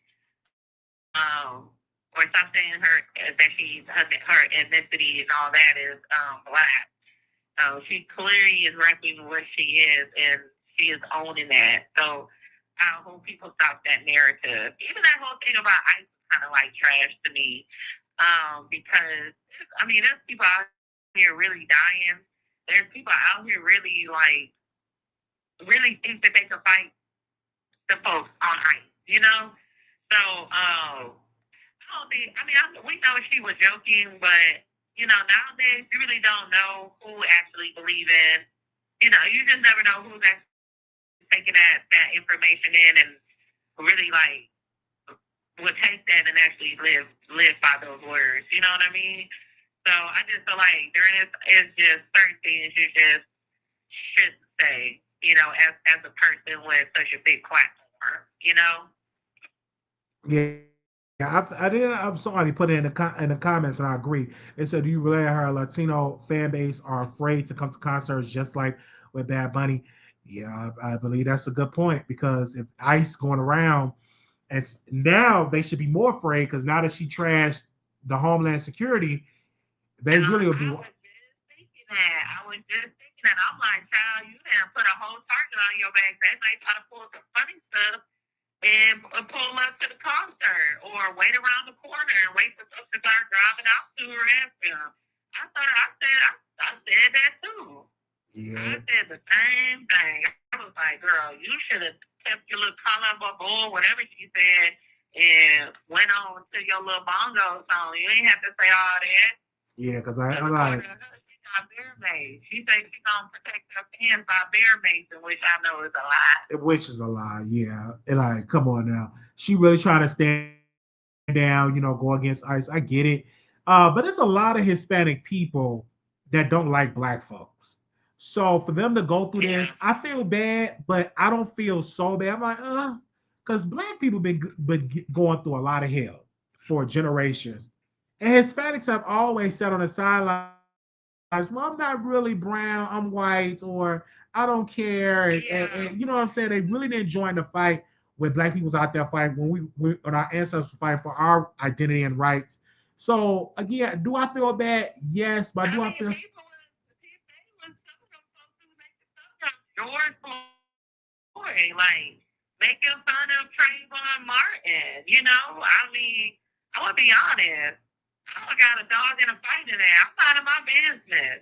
I know for a fact that I mean, people may say it's not even ignorant for me to say, but I know I ain't fucking with. Oh, I'm sorry. I'll tell you something. I know I ain't messing with me. I know he's not gonna target me. I don't look like them folks over there in what is it called? They sleep with their first cousin or they marry their first cousin and they what some folks call over there in that state. You talking about They built the Utah? state over there. Um, it's where the Mall of America. Where is Mall of America at? What state is that in? It starts with the M, I think. I think in Minnesota, right? Minnesota. Thank you. Those folks from I want to say like East Africa migrated to Minnesota. Oh, you talking about the Samoans people? Thank you, Samoanian. Thank you. I don't look like a Samoanian. You know what I'm saying? I don't. We look, American. We have a distinctive look. We don't look like Samoanians. And Samoanians don't like black people either, like that either. Like, cause they was getting a rude awakening because a lot of them was voting for Trump or whatever. They hear singing a different tune because he cutting off resources and everything. Like they don't really like black people either. Well, as part of the tip, we can't just go over to their country and riot and protest and tell them stuff. No, we not can't go no. over there doing that. No Samoan. America is the only place you can do that where we'll help people destroy our country, but we can't go over to their country and destroy their country. Oh, no, we can't go over there, burn their flag. We'll be deleted. We'll be deleted on site. They probably drive our body through the whole city or something. Yeah, that's true. Yeah, that's true. I've been looking up how to get citizenship over in Africa. Over there, you can work there for 10 years and still not be considered a citizen. Some place like Ethiopia, to become a citizen over there, you have to have some type of descendant. Even if you marry, you still ain't considered a citizen over there. Sometimes we might need to fit some things out. I don't feel like a lot of things really have nothing to do with it. We got bigger fish to fry. I think the fight for black people never stopped, and it never stopped. And so again, I don't think we should be leading a protest going against ICE because it's not our fight. Let their civil rights leaders. They're not playing, and yeah. So I don't. Okay, I don't think it's our fight, and that's why I'm not out there protesting and stuff like that. Like it's just not our battle. We have our own issues to fight in this country, and we just can't be out here. So let's defend the Hispanics. Let's go out there and defend the people. Like I do feel bad for the Haitians that they trying to take away their protections. But again, you got a lot of Haitians for like they don't really F with African Americans. So again, I'm like, why should we as African Americans stop doing what we doing and go out there and fight these other battles? No, we gotta first make sure that our rights are protected. We get the Wiley. I've been going down a rabbit hole until we figure out who be snatching up them real Indians over there in them until we figure out who's taking them Indians over there from their tribes here. You know how they in Nevada, they have like their own Indian tribe area. Can't think of it right now, I'm sorry. But we need to figure out who's kidnapping them Indian women and babies. It's a whole problem going on out here. I can't be worried about what's going on with ICE. It's Indians getting kidnapped around here. What's going on with with them folks? Why ain't nobody talking about that? Where is the little girls and the women going? And why they just coming up missing? It's true. I'm just saying, it's really sad. It's a lot going on in this world. And I was born and raised in Chicago. There's a lot of violence going on. A lady just got deleted and broad daylight by machine guns. It was like semi-automatic weapons in the city. In daytime, she lost her life. Her baby is okay. Her man got deleted, and it's just really sad. It's a lot going on. But right now, ICE is not on my top priority list to be out here defending because a lot of them Hispanics, they voted for Trump, especially a lot of Hispanic men. That was a bop, though. That song was a bop. It was a lot, and she was. It was so funny. So they had her singing a song. Then she started crying because I think her nephew got deported. She was crying out this word, and she was one of the lead singers. I'm like, see, but what y'all thought? Y'all thought just because I'm defending Trump, I'm gonna be shield of getting deported. No, you're used as a tool to get him in. And when he get in, he did say on day one he's gonna do mass deportation. So I'm not shocked or surprised. I just feel like this. How easy it is to become a citizen here.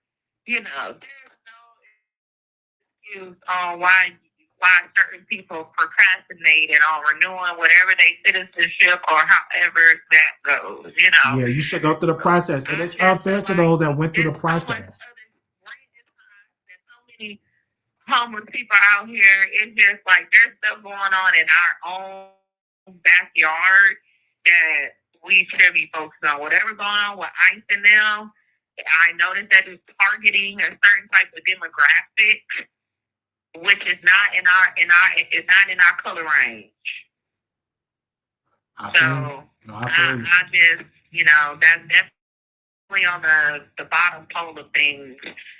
I'm just more curious about things that's going on in our country that has things to do with more so like Americans. If that makes sense. Oh, I feel you. No, I understand. I understand. Thank you so much for coming on. Keeping it real. Keeping it real. But now that a lot of Hispanic people are waking up, they're voting for Democrats now because their community have been devastated.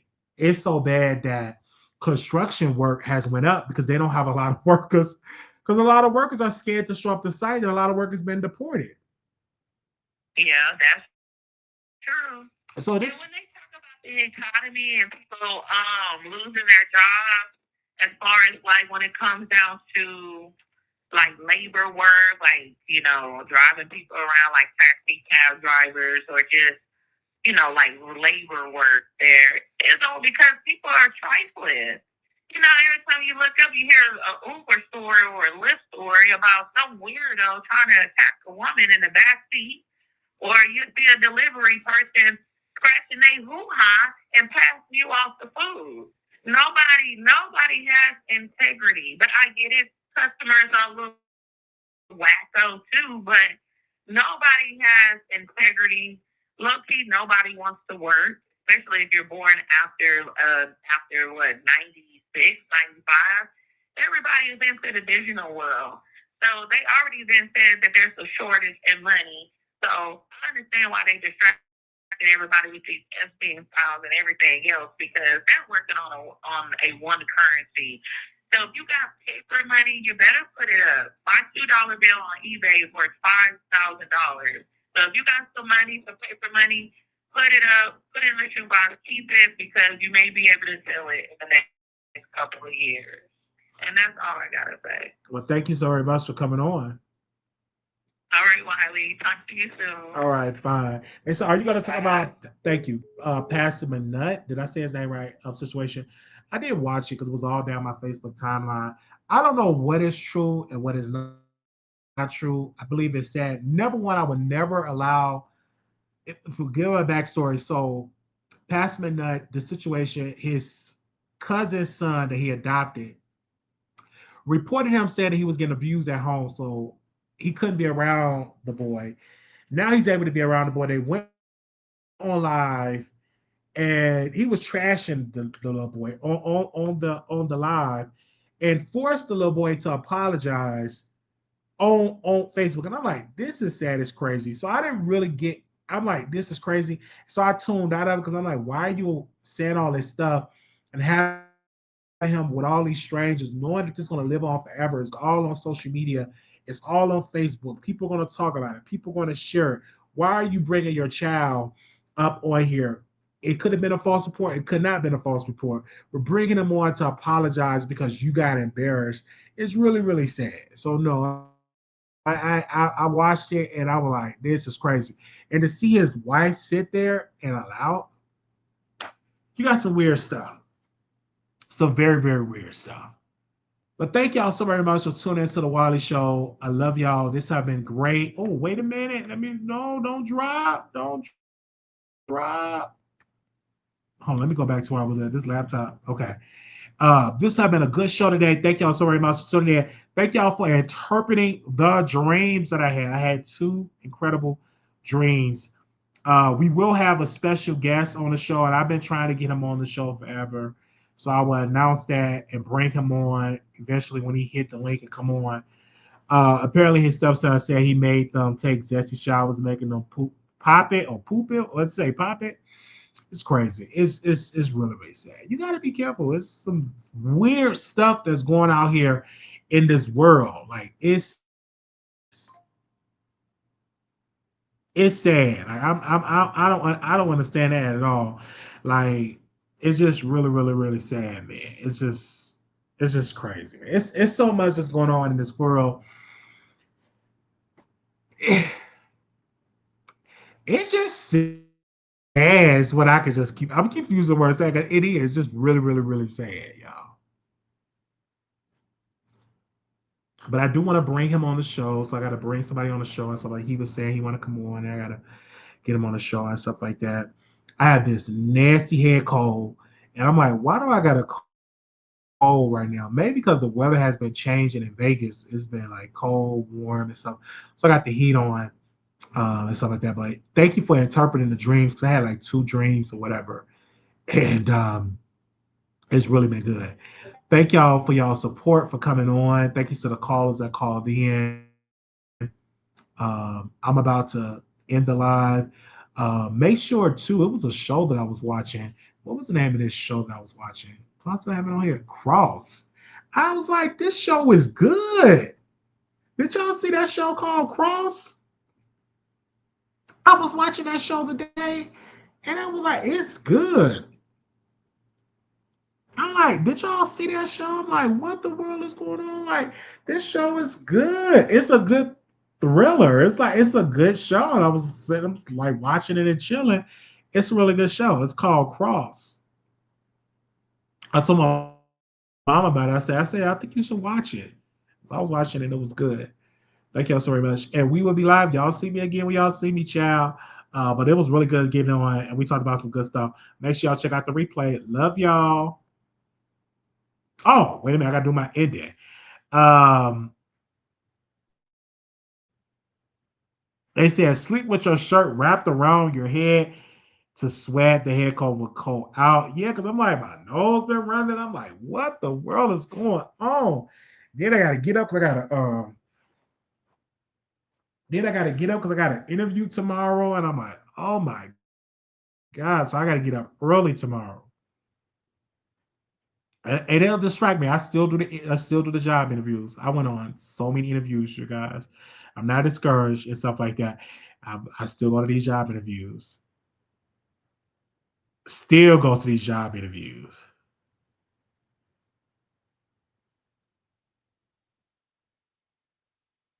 I'm not gonna get discouraged, and I'll be come on here.